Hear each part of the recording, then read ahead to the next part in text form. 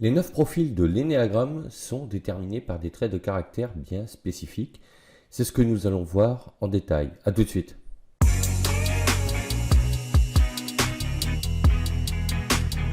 L'origine de l'énéagramme et de son symbole reste floue et diverses thèses plus ou moins étayées ont vu le jour à ce sujet il y a plusieurs centaines d'années, mais voyons celle qui concerne directement son application dans le développement personnel.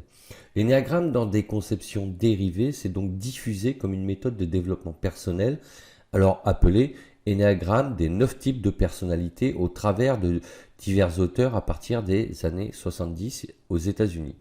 Dans le courant de la psychologie humaniste, cette méthode est aujourd'hui également utilisée dans le domaine du management et fait l'objet de nombreux séminaires, livres, magazines et différents articles, etc. Mais qu'est-ce que l'énéagramme? Le principe, c'est le mot énéagramme qui vient de deux mots grecs signifiant 9, énéa, et point, grammos. C'est un cercle constitué de 9 points qui représentent chacun une personnalité. Le point 9 étant placé au sommet. L'énéagramme est un modèle qui détermine 9 personnalités. Le concept part du postulat que tout individu se construit autour de 3 formes d'intelligence. Chaque profil se construit autour d'un centre préféré, ce que l'on appelle le centre instinctif, le centre émotionnel, le centre mental. Le centre instinctif gère l'instinct de survie d'un individu. Il entraîne des réactions d'ordre physique et physiologique. La personne utilise ses expériences vécues comme référence pour prendre des décisions sur une situation présente. Le centre émotionnel, lui, gère nos désirs et nos besoins et tient compte de ceux des autres. Il conditionne l'approche et les canaux de communication dans nos relations avec les autres dans l'instant présent. Le centre mental est orienté sur l'analyse et le raisonnement. Il conditionne les choix et décisions pour nos projets futurs. Le centre mental fait appel à la logique qui se base sur des faits objectifs. Chaque personne agit selon ses propres priorités en fonction de ses modes de fonctionnement et de pensée. Le centre préféré, dans le modèle des 3 centres, sont considérés comme autonomes même s'il y a des interactions entre eux. Selon le profil, ils sont complémentaires ou peuvent parfois s'opposer. Une prise de décision peut par exemple être bloquée par le centre émotionnel. Chaque personne utilise les 3 centres avec un centre dominant. Lorsqu'il y a un conflit entre 2 centres, c'est lui qui remportera la partie pour faire pencher la décision dans son sens. Comment sont répartis les centres préférés? Donc on a le centre instinctif, c'est le centre dominant. Il concerne les profils 8, 9 et 1. Donc le profil 8, c'est ce que l'on appelle le protecteur, le 9, c'est le médiateur, et le 1, c'est le perfectionniste. Le centre émotionnel, c'est le centre dominant des profils 2, 3 et 4. Le profil 2, c'est l'altruiste, le 3, c'est le battant, et le 4, c'est le romantique. Le centre mental, c'est le centre dominant des profils 5, 6 et 7. Le 5, c'est l'observateur, le 6, c'est le loyal, et le 7, c'est l'épicurien. Utilisation du centre préféré, chaque profil utilise son centre préféré selon plusieurs directions. Soit vers l'intérieur, donc orienté vers soi, soit vers l'extérieur, orienté vers les autres. C'est donc un équilibre entre intérieur et extérieur. Centre instinctif, pour le 8, le protecteur. Il utilise le centre instinctif vers l'extérieur. Il interagit avec son entourage pour avoir de l'influence. Le profil 9, le médiateur, il cherche un équilibre entre utilisation intérieure et extérieure du centre instinctif. Ce besoin d'équilibre peut paralyser sa capacité à agir. Le perfectionniste, le profil 1, utilise le centre instinctif vers l'intérieur pour avoir du contrôle sur lui-même. Il doit maîtriser ce qu'il fait. Le centre émotionnel concerne donc le profil 2, l'altruiste, qui est orienté vers l'extérieur et porte une attention particulière aux autres. Le profil 3, le battant, maintient un équilibre entre utilisation intérieure et extérieure du centre émotionnel, ce qui l'empêche d'identifier mieux ses émotions. Le profil 4, pour le romantique, il est orienté vers l'intérieur et est très à l'écoute de lui-même et de ses émotions. Pour le centre mental, on a donc l'observateur, le profil 5, qui est orienté vers l'extérieur. Il a besoin de comprendre son environnement et son fonctionnement. Le profil 6 pour le loyal, lui, il maintient un équilibre entre utilisation intérieure et extérieure du centre mental. Cet équilibre paralyse sa prise de décision et le met en situation de doute.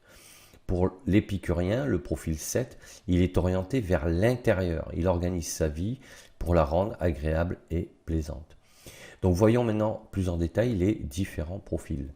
Le perfectionniste, donc lui, c'est la rigueur et le respect des règles qui va guider son mode de fonctionnement. Il attache beaucoup d'importance à la morale. Orienté vers l'instinctif intérieur, il est persuadé d'avoir raison. Convaincu de la probité de ses idéaux, il est constamment dans la comparaison de ses propres expériences avec celles des autres. Tout doit être parfait, il n'y a pas de place pour l'erreur, ce qui peut parfois l'empêcher de faire quelque chose. Il est cependant plus exigeant avec lui-même qu'avec les autres. Il reste très sensible, même s'il ne manifeste pas ses émotions. Il est intègre, honnête, cela en fait une personne fiable et responsable. L'altruiste. Son centre émotionnel préféré est orienté vers l'extérieur. Il aime aider les autres à régler leurs problèmes avec bienveillance. Paradoxalement, il n'attend pas d'être aidé par les autres. Il a une capacité d'écoute très importante et sait fédérer les gens entre eux. Il aime être reconnu pour ce qu'il fait, même s'il n'attend rien en retour de sa générosité et disponibilité. Parfois, sa démarche peut être oppressante par son besoin d'être apprécié. Toujours actif, il sait prendre des décisions efficaces. Le battant. Son centre préféré est émotionnel avec une recherche d'équilibre entre l'utilisation intérieure et extérieure. Ambitieux, il a une grande capacité à agir en se fixant des objectifs pour les atteindre et réussir dans tout ce qu'il entreprend. Entreprenant dans l'âme, il ne s'attache pas aux détails pour avancer avec efficacité. Véritable organisateur, il prend des décisions rapides. Le battant a une capacité d'adaptation et sait mener plusieurs projets de front. Il sait être convaincant et persuasif pour atteindre ses objectifs. Il peut se révéler être un véritable séducteur pour plaire à ses interlocuteurs. Il n'en reste pas moins un compétiteur qui peut devenir un véritable combattant avec ceux qui cherchent à lui faire barrage. Il privilégie l'activité professionnelle à ses activités personnelles. Il a besoin de se réaliser pour s'impliquer réellement sans opportunisme. Dès qu'il trouve sa voie, il contribue avec énergie à l'intérêt général. Le romantique. Son centre émotionnel est utilisé et orienté vers l'intérieur. Il apprécie tout ce qui est esthétique et se l'applique à lui-même pour se différencier des autres. La recherche de l'originalité peut le rendre superficiel et envieux vis-à-vis des autres. Il ne masque pas sa sensibilité, ses émotions qu'il sait manifester de manière authentique. Contemplatif et rêveur, il se laisse porter facilement par ses émotions, ce qui le rend incompris par ses relations. Le romantique n'aime pas la banalité et pourtant il est peu dans l'action. Il manque d'assurance et son côté décalé peut l'exclure. Il ne conçoit le travail qu'à travers l'expression de sa créativité. Cependant, son originalité a tendance à disperser ses actions qui le détournent continuellement de ses projets. L'observateur, il a besoin d'utiliser le centre mental vers l'extérieur et de comprendre son environnement. Il recherche en permanence à faire évoluer ses connaissances, il a besoin de maîtriser un sujet lorsqu'il s'y intéresse. Il passera des heures à se documenter pour en connaître tous les contours. Malgré sa soif d'apprendre, il pratique la rétention d'informations et n'est pas spécialement porté sur le partage. Il affectionne la précision et ne perd pas son temps avec la futilité. Il apprécie la solitude et peut s'isoler régulièrement dans son environnement, qu'il soit professionnel ou personnel. Autonome intellectuellement, il a de fortes capacités d'analyse et d'organisation. Il aime bien la discrétion et n'aime pas se mettre en avant. Paradoxalement, il n'est pas porté vers l'action et a des difficultés à exprimer ses émotions. L'improvisation ne fait pas partie de son mode de fonctionnement. Il a besoin de planifier les choses pour s'investir dans un projet. Le loyal. Il préfère le centre mental et recherche l'utilisation équilibrée entre l'intérieur et l'extérieur. Il met sa loyauté au service du groupe auquel il a besoin d'appartenir. Il a besoin de stabilité. Ce groupe peut être sa cellule familiale ou ses collaborateurs en entreprise. Son besoin d'appartenance en fera un membre dévoué. Son centre mental utilisé vers l'intérieur concerne le groupe auquel il accorde toute sa confiance, alors que son centre mental utilisé vers l'extérieur du groupe le rendra méfiant et frileux. Pour défendre le groupe, il n'hésitera pas à passer à l'attaque avec agressivité. Le loyal a une faible estime et confiance en lui à partir du moment où ses valeurs reposent sur celles du groupe. Il a des difficultés à trouver une certaine autonomie intellectuelle. Il a besoin d'être en permanence rassuré et recherche la sécurité. Il respecte les règles du groupe et agit efficacement pour en défendre ses intérêts. En revanche, il attend en retour la même loyauté de la part du groupe envers lui. Il est particulièrement attaché au sens de la justice et est prêt à défendre la veuve et l'orphelin pour défendre la bonne cause. L'épicurien. Il utilise le centre mental vers l'intérieur, il organise sa vie pour qu'elle soit plaisante. La joie et l'optimisme rythment sa vie au quotidien pour rendre sa vie la plus agréable possible. Le terme no pain no gain ne fait pas partie de son champ lexical. Il évitera la souffrance au maximum. Tout ce qu'il entreprend doit se faire à travers le plaisir qui sera une réelle source de motivation pour lui. Ses priorités sont déterminées par la notion de plaisir, ce qui peut l'empêcher de prendre certaines décisions si elles n'aboutissent pas à un résultat positif. Il s'investira avec énergie tant qu'une activité aura de l'intérêt à ses yeux. Dans le cas contraire, il la laissera tomber pour passer à autre chose avec beaucoup plus d'intérêt. Ouvert aux autres, c'est un véritable communicant qui sait séduire pour s'entourer dans la bonne humeur. Sa capacité d'analyse et d'organisateur lui permet de mener plusieurs projets de front. Il n'est pas forcément réfractaire à l'ordre et aux règles, même s'il a du mal à s'y conformer. Le protecteur. Il utilise le centre instinctif vers l'extérieur. Il cherche en permanence à avoir un impact sur le monde extérieur. Dynamique, il a une énergie débordante.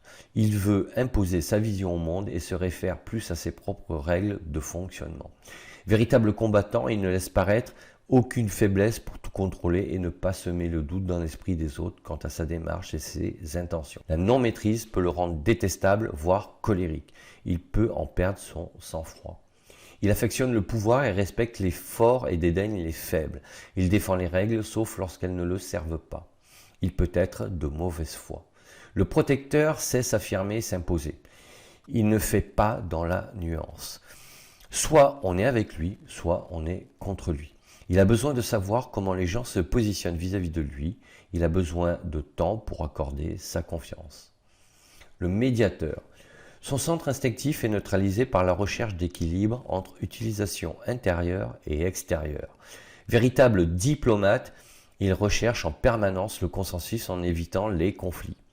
Il est mal à l'aise avec les désaccords, ce qui parfois le pousse à ne pas prendre de décision par peur de décevoir. Pour ces mêmes raisons, il peut se mettre à procrastiner. La peur des conflits l'empêchera de s'affirmer. Ces indécisions répétées l'empêchent de passer à l'action par crainte de se tromper et de l'échec. Il aura besoin d'une intervention extérieure pour se motiver et passer à l'action. Avec son désir d'être intégré socialement au groupe, il se révèle être compétent. Il aura malgré tout des difficultés à dire non pour ne pas décevoir et plutôt à bloquer une situation pour manifester son désaccord. Son sens de la médiation le rend chaleureux et de très bonne compagnie. Il sait être à l'écoute, sans jugement et faire preuve d'empathie avec les autres. Il a besoin d'étudier un problème sous tous ses angles avant de prendre une décision. Lorsqu'il est en confiance, le médiateur peut déployer une énergie très forte dans une activité. En résumé, il n'y a pas de bon ou mauvais profil et chaque énéatype implique des relations entre les différents profils. Les combinaisons de profils sont multiples et complexes. Même si elles mettent en évidence des traits de caractère dominants, il faut tenir compte des déclinaisons possibles qui constituent autant de profils qu'il y a de combinaisons. Voilà ce que je voulais vous dire sur ce sujet. Si cette vidéo vous a plu, n'hésitez pas à vous abonner à la chaîne, à mettre un pouce bleu vers le haut. Et sachez que vous pouvez télécharger librement et gratuitement mon guide « Comment transformer sa vie pour trouver sa voie » et mon livre « Accomplissez-vous » dont je vous mets les deux liens sous la vidéo. Il ne me reste plus qu'à vous dire à bientôt pour d'autres sujets et d'ici là, portez-vous bien. Ciao, ciao.